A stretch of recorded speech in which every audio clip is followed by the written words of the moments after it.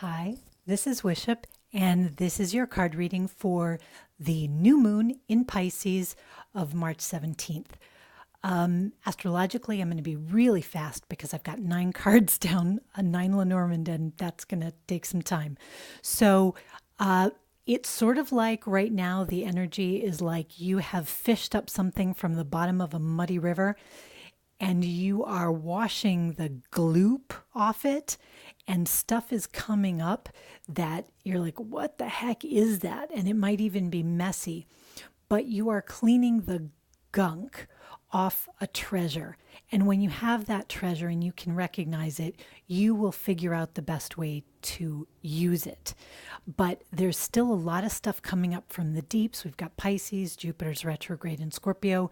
Mysteries are still going to be revealed, and you have to figure out how to incorporate these things, not as punishment and regret, but as a new set of skills, a new set of learning. How do you take all of this junk that's coming up and turn it into a treasure that you can use going forward? So that's going to be my quickie on that. We are going to have another full moon at the end of the month in Libra. So that'll be the blue moon. And I might do a Mercury retrograde video specifically on those aspects. I'm not sure yet. Anyway, let's get right to this 9-card Lenormand. I don't know what prompted me, given I know. Oh, look at that. Who doesn't like that? Okay, the stars are at the center. One thing I was going to say is this Mercury retrograde and this period in general, don't get hung up on the small stuff, because you have, if I may be Pisces for a moment, bigger fish to fry. And this sort of indicates the same thing. These are larger issues, issues of guidance, issues of your deeper desires, issues of your larger ambitions, and also your humanitarian ideals, issues of purpose and healing. So keep your eye on the big stuff, I think, is what's going on here. So let's look at, okay. Okay, all right. So in this situation, we're sort of between two deeply stabilizing forces, which you can see as a good thing or a bad thing, depending on where you're at. The anchor often has the idea of health, of daily service. It can be a job card. We have, here is the mountain in the background, which is sort of interesting. The anchor is sort of something safe, but it's holding you in place. So it can be something that is very secure, but it can also be something that is somewhat restricting. So where we have the stars, we might be looking to a new direction, and perhaps we're seeing obstacles. Like, I would like to leave where I'm at. I would like to get out of this situation, but what I see in front of me are obstacles. But I see the mountain in a bit of a richer way, in that I see it as somewhat Saturnian. So it can have to do with things like structure and regulation and perspective, because you think of the stars, and right here, if you're down in the water, it might be hard to see the stars. Up here, if you put your observatory at the top of that mountain, you get a very high perspective. So I'm looking the anchor, which is at the deep of the water, and the mountain, which is at the height of the heights. And I'm thinking about a shift of perspective from being sort of down in the trenches, slogging through, and trying to get that detached, very sky high bird's eye perspective. So let's look at what is underlying the situation now. The mice, okay. The dog. All right. So if I were looking at this in a very mundane way, I would say the idea is that you're looking for some form of guidance because there is a fear of loss, or there has been some loss. You're afraid that what was secure is no longer secure, and now you're actually losing. And you're looking for something that is going to be a better bet long term. You know, the dog is a very faithful, loyal card. And also, it's kind of associated with happy home life, so to speak. And the dog will guard, right? We have a guard dog, and here are the mice who are thieving. So the idea is that you're sort of looking for guidance because what felt like a safe bet before may not feel like a safe bet anymore in whatever realm of life that is. And you're looking for a new alliance, or you're looking for a new perspective because you have been, quote unquote, playing it safe. And now you can see, maybe you can see ahead of you, it's not getting you anywhere. You know, you're just going to be stuck in the same place you were if you keep playing it safe. And in fact, while you've been staying still, you're actually losing. So you're thinking, what can I do not to be stuck in this place? How do I find a plan or some guidance or a new wish or dream that will sort of carry me out of this stagnant place into a place where I don't feel like I'm just treading water or I'm just holding my ground, into a place where I can actually gain something? And it looks like part of the gain you're looking for is not just material in the case of the dog, but better allies, a warmer feeling, a feeling of loyalty. So if this is in your job, you just may not like the people you're working with or enjoy that environment. You may feel like you're not being well compensated and you're looking for people who will reciprocate. You know, these are reciprocal relationships where things are good on both sides. So let's go further into sort of the past. Oh, look at this. Okay. The ring. The birds. Okay. So at one point, it looks like you made a commitment to this situation. So that commitment, it could be contractual. It could just be in your own mind that you're a loyal person. You probably do value loyalty because you've got the dog in this area of like kind of things on your mind. And you made a commitment of some sort to this old situation. But this old situation is not really feeling so great right now. And in fact, you may feel that there's a certain, the mice can also be, it's not just diminishment, but it can be things that get soiled. You know, like the idea of, ooh, there's vermin. You know, this is not a great feeling. And this is undermining this commitment. But you may still feel the loyalty as an anchor that's keeping you in place. You still feel the bond.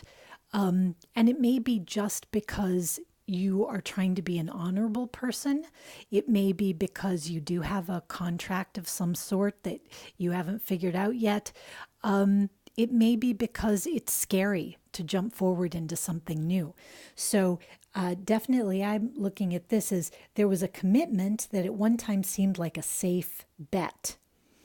But things are moving, and with the birds being sort of anxiety, you can have some anxiety about the loyalty of this commitment or about how well it's serving you. And that is when I see the birds in an upper area, I do think of a lot of worry and anxiety. And frankly, you might have a tendency towards worry and anxiety, which is why you were looking for something very safe and locked down in the first place. So rather than continuing to look, you just locked on something that would make you feel a little more secure. But now you can see that thing isn't really working that well. And this can be in any area. It can be something very mundane like, oh, I locked in a cell contract, but it's not really working. Maybe the stars, I want better reception, but I have this terrible cell contract and I'm not able to have good conversations and I need to figure out how to get out of this. So it can be something very simple like that. Really apply it to your own life with whatever you're facing right now. Although I do tend to think, as I said, that these may be bigger, longer standing issues just because of the nature of the astrology right now. But apply it however works. It tends to work. Readings in general will work on multiple levels at one time. So keep your mind open. So let's go this direction. The lilies. The fish. Oh, the fish is something very nice to see in the end line because it's a prosperous sort of solution. And so we like to see that we're moving towards the fish because it's towards flow, right? Here's the anchor, which is holding us steady, and here's the fish where we're getting into the flow. Frequently, the fish is thought about cash flow too.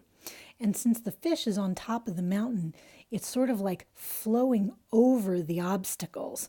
So we don't have the same sense that the obstacles can't be overcome. You know, rain can fall on the mountain, so there's no feeling like the fish can't move. But this is sort of where we have fish and dog.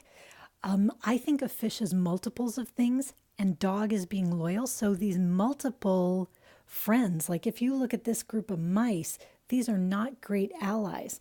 These fish and this dog are much nicer allies, and that's where you're trying to go. You would like to commit to a new dream, to a new set of allies, to a new set of friends that you think are going to be more prosperous for you and more loyal. And this, you could think of this as anxiety. This is frequently conversations too, or where we were talking about it as worries. It's leading you to consult somebody wise or somebody established. So it's probably somebody who's seen this sort of situation come and go, right? This person, if it's the guidance of a person, this is wisdom that is older than this little temporary mouse situation.